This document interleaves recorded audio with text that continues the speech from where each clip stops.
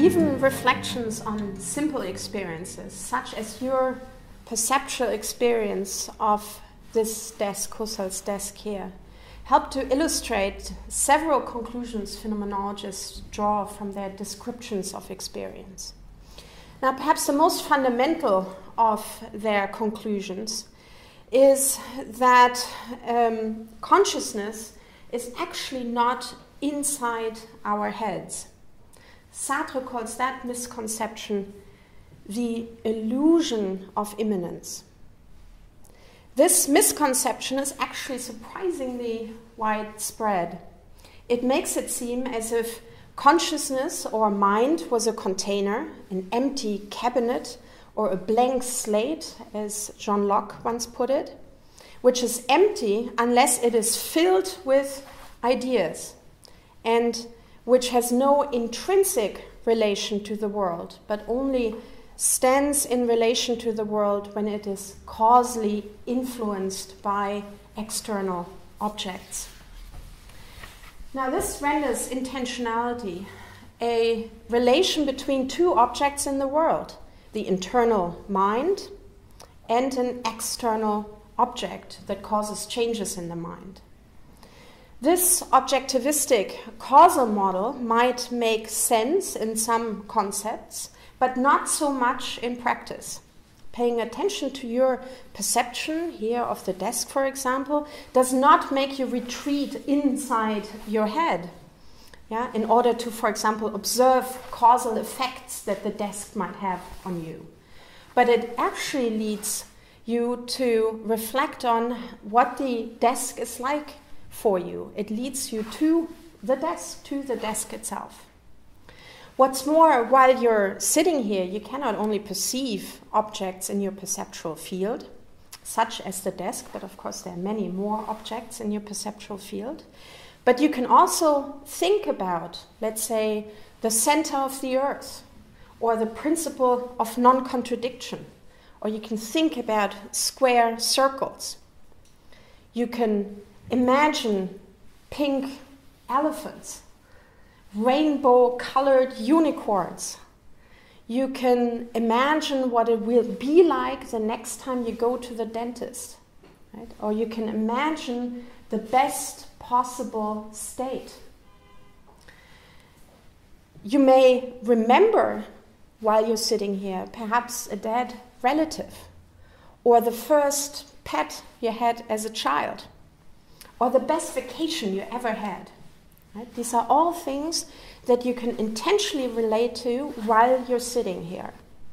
Now, when you intend these things, when you're directed at them, you're directed at actually absent objects. Even some of these objects, like square circles and arguably rainbow-colored unicorns, are impossible objects. Right? They don't really exist.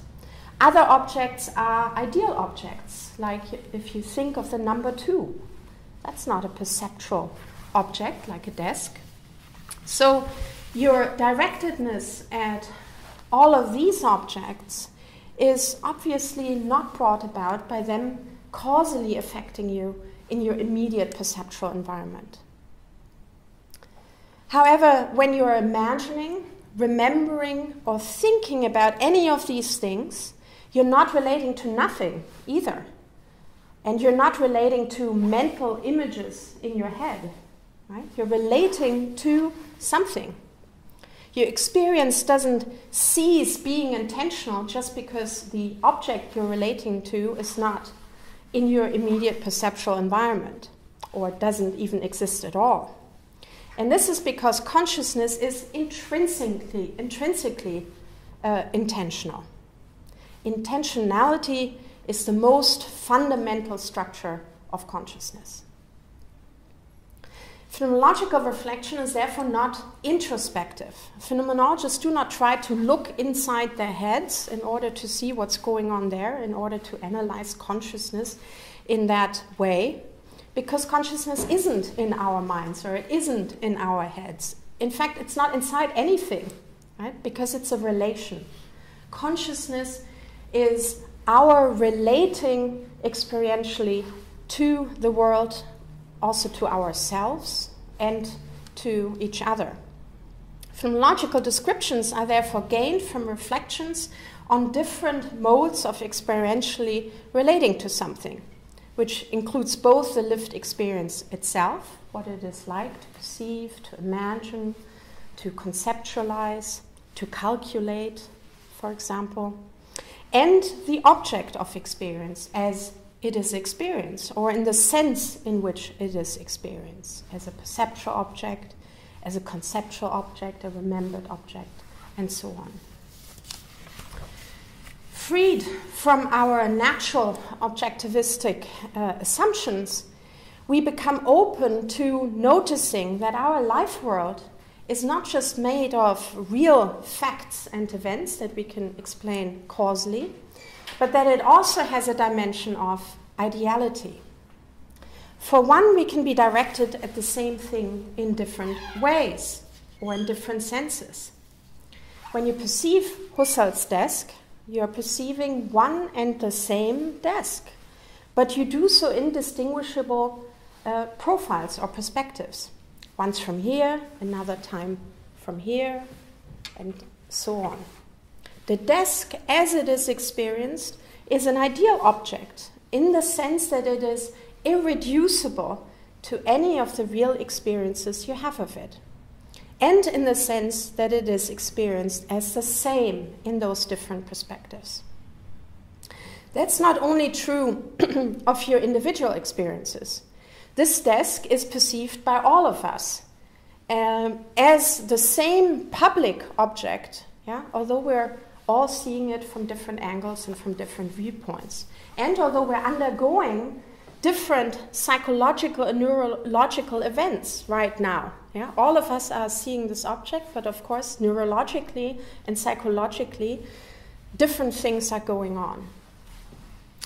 But we're all perceiving the same desk, no matter whether we're actually in this room or even watching this on a computer screen. Well, then we are seeing this same desk in an image. When we don't look at individual objects, but states of affairs, this becomes even more complex and even more interesting. States of affairs are not merely discovered in the world, but constituted in the consciousness of relations amongst things. So for me to be aware not just of the desk and, let's say, of this book here, but of the book on the desk, of the states of affairs, that the book is on the desk, I have to relate the book and the desk to each other in a very specific way. I could also relate the desk to the floor, let's say, or to Husserl's sculpture here.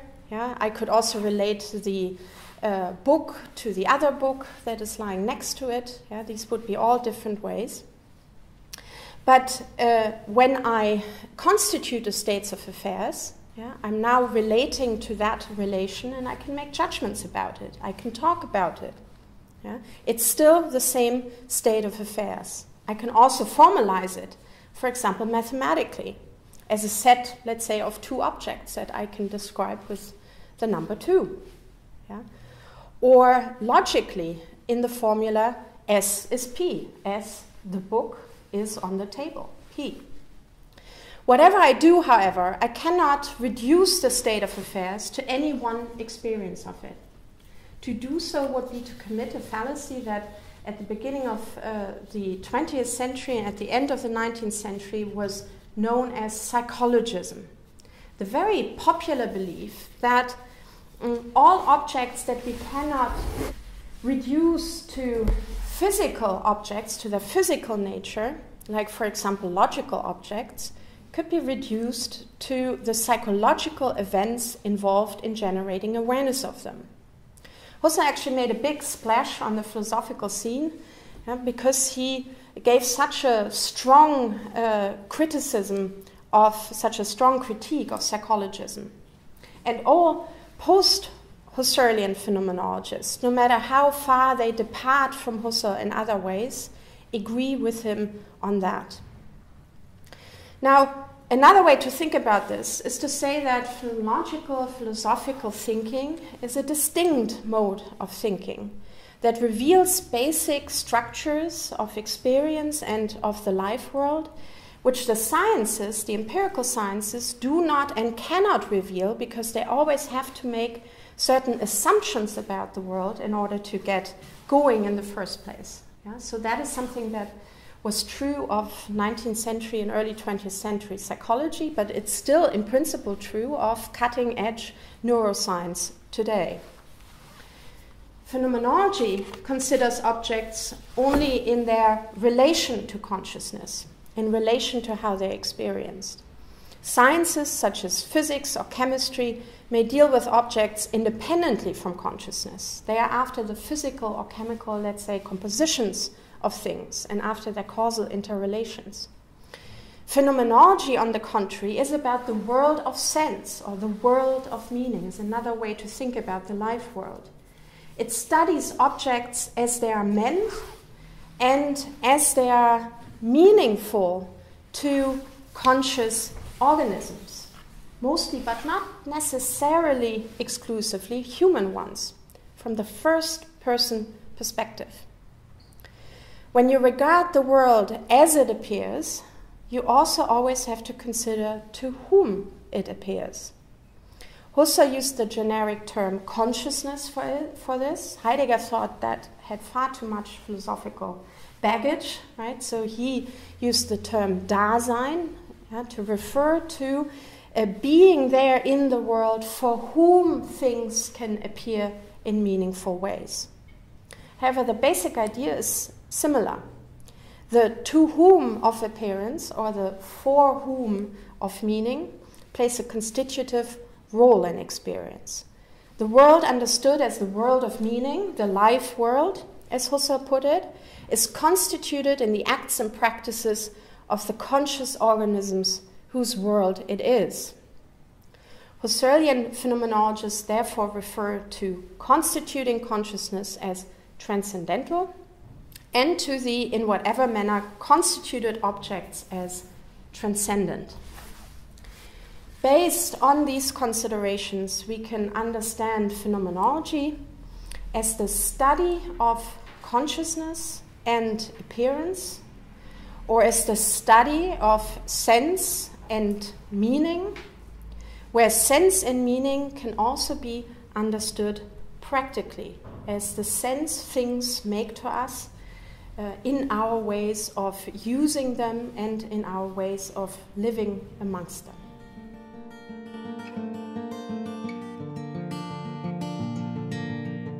Especially causal models of perception, let's say, seem to suggest that we actually only perceive what is either immediately in our perceptual field or at least what is somehow present and actually exists. Now, that is something that phenomenologists challenge with their analysis of perception. And the claim is that we're actually well able not only to think of absent and non-existent, let's say, fictional objects, and we're also not just able to make a real effort to imagine them, but there's also a sense in which it is very appropriate to say that we perceive them and that we perceive absences.